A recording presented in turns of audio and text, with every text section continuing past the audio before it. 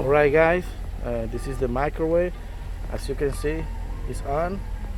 This is my work pan and it's connected to this power strip.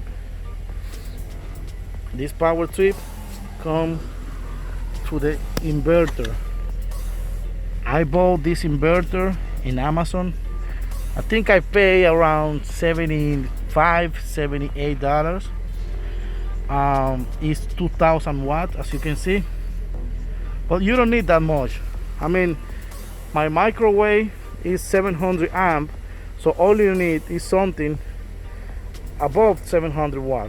It could be 1200, it could be 1000 watt, and you guys will be good.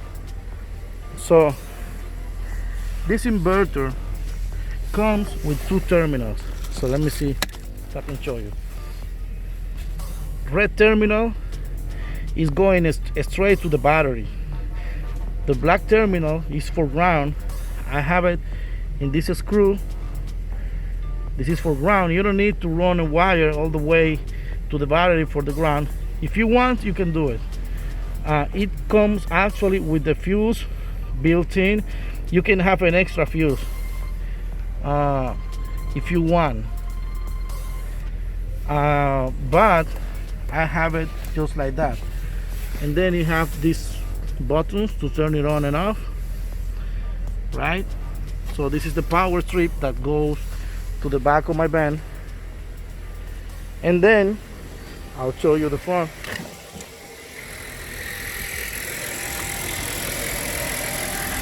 This is my battery, and this is the wire coming from the inverter, right? And basically that's the connection you need to do. So if I push the start button, you're gonna see microwave is working right there. This is a small microwave. You don't want something big, then it's gonna consume a lot of power,